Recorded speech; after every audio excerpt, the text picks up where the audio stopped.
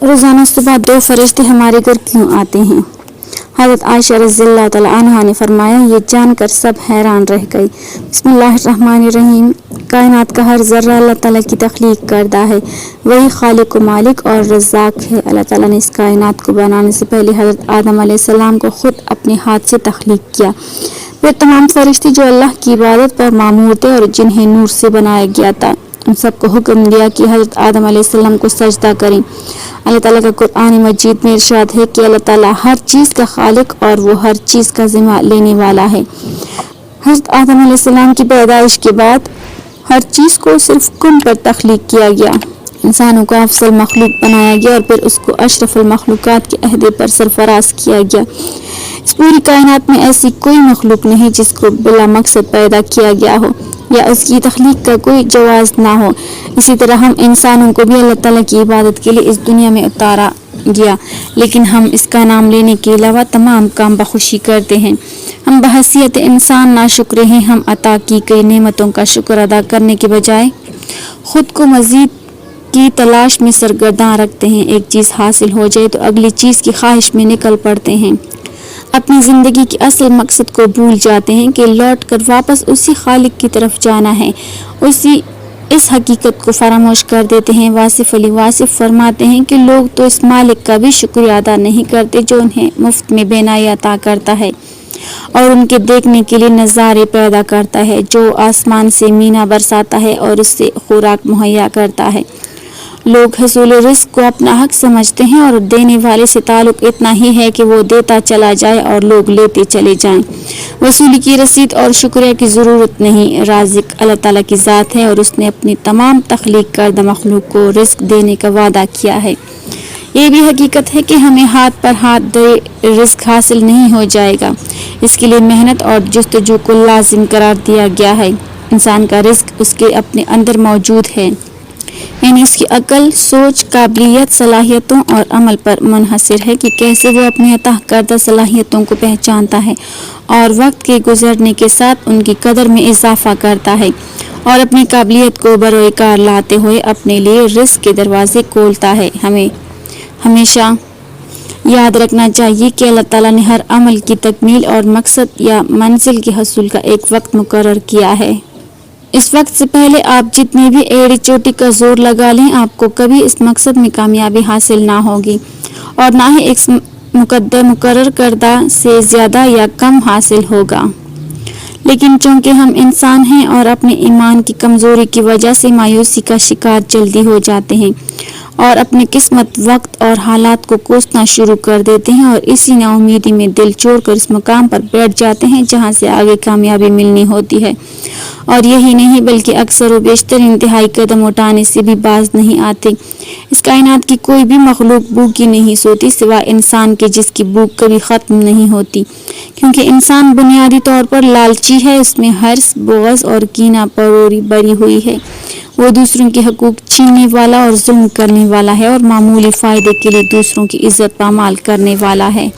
انسان اپنا پیٹ تو بھر لیتا ہے، آنے والے وقت کے لیے ذخیرہ بھی کر لیتا ہے، لیکن اپنے ارد گرد اپنے ہمسایوں پر نظر ڈالنا بھول جاتا ہے۔ وہ بھول جاتا ہے کہ اس کے اس عمل کا اسے جواب دینا ہوگا، کیونکہ حقوق العباد ہی دراصل حقوق اللہ ہیں۔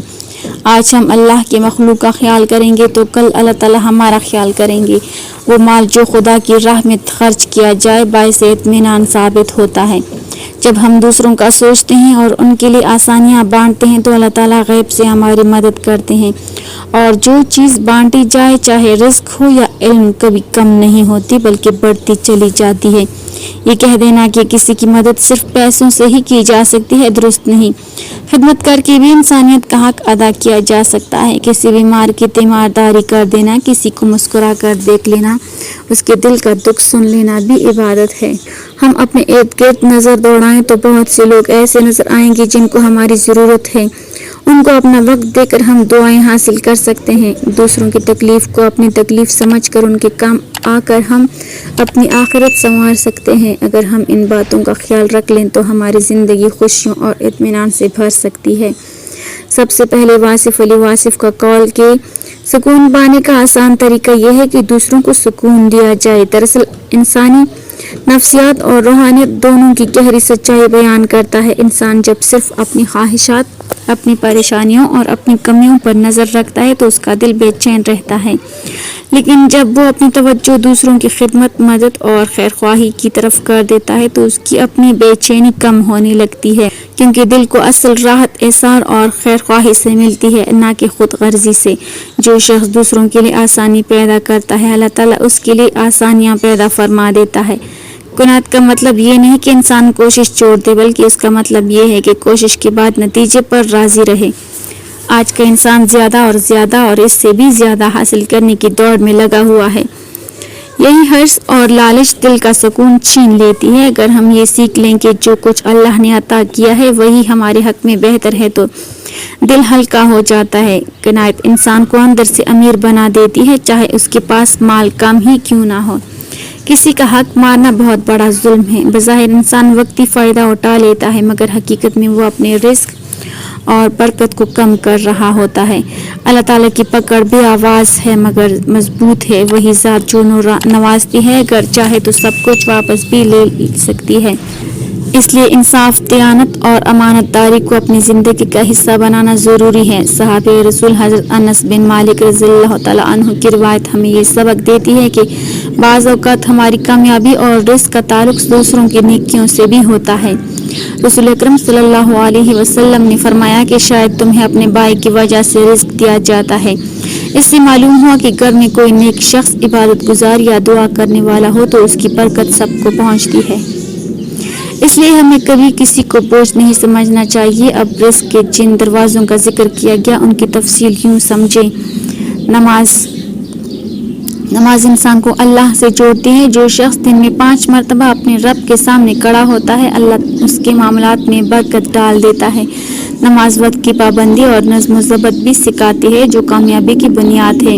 استغفار، گناہ رزق میں رکاوٹ بن جاتے ہیں۔ جب بندہ کثرت سے استغفار کرتا ہے تو اللہ تعالیٰ اس کے لیے راستے کھول دیتا ہے، دل بھی صاف ہوتا ہے اور مشکلات بھی آسان ہونے لگتی ہیں۔ صدقہ بظاہر مال کم ہوتا نظر آتا ہے مگر حقیقت میں بڑھتا ہے۔ صدقہ آفات کو ٹالتا اور رزق میں اضافہ کرتا ہے۔ سخاوت دل کو وسیع کرتی ہے۔ تقویٰ، گناہوں سے بچنا اور اللہ سے ڈرتے رہنا انسان کو غلط راستوں سے محفوظ رکھتا ہے۔ جو شخص حرام سے بچتا ہے، اللہ تعالیٰ اس کے لیے حلال میں برکت ڈال دیتا ہے۔ نفلی عبادات یہ اللہ کے قرب کا ذریعہ ہیں۔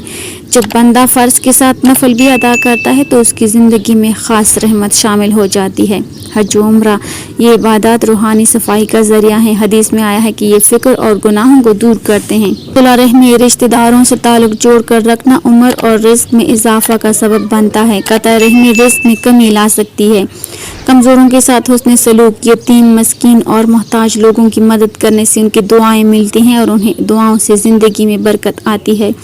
توکل، اللہ پر مکمل بھروسہ دل کو مضبوط بناتا ہے۔ جو اللہ پر یقین رکھتا ہے وہ مایوس نہیں ہوتا۔ شکر نعمتوں میں اضافے کا وعدہ ہے۔ جو شکر کرتا ہے اسے اور دیا جاتا ہے۔ سلام اور مسکراہٹ، گھر میں داخل ہوتے وقت سلام کہنا رحمت کو دعوت دینا ہے۔ مسکراہٹ بھی صدقہ ہے۔ نعمت کی قدر، کھانے کا ایک لقمہ بھی ضائع نہ کرنا شکر گزاری کی علامت ہے۔ وضو میں رہنا، باوضو رہنے سے روحانی پاکیزگی حاصل ہوتی ہے اور دل میں نور پیدا ہوتا ہے۔ نماز چاشت، احادیث میں اس کی فضیلت آئی ہے اور اسے کشادگی رزق کا ذریعہ بتایا گیا ہے۔ سورہ واقعہ، بزرگان دین نے اس کی تلاوت کو رزق میں برکت کا سبب قرار دیا ہے۔ دعا، سب سے بڑا دروازہ دعا ہے۔ جب بندہ عاجزی سے مانگتا ہے تو اللہ اسے خالی نہیں لوٹاتا۔ ہر صبح 2 فرشتوں کی دعا ہمیں یہ یاد دلاتی ہے کہ سخاوت نجات کا راستہ ہے اور کنجوسی تباہی کا۔ اس لیے روزانہ نیت کریں کہ آج کسی کے لیے آسانی پیدا کرنی ہے۔ آخر میں یہی خلاصہ ہے کہ سکون مال میں نہیں، قناعت میں ہے۔ رزق محنت کے ساتھ ساتھ نیت، دعا، عبادت اور اخلاق سے بھی جڑا ہے۔ اللہ تعالیٰ ہمیں نیک عمل کی توفیق دے، ہمارے رزق میں برکت عطا فرمائے اور ہمارے دلوں کو حقیقی سکون نصیب فرمائے، آمین۔ ناظرین، کمنٹ باکس میں اللہ تعالیٰ کے 99 ناموں میں سے ایک نام ضرور ٹائپ کریں۔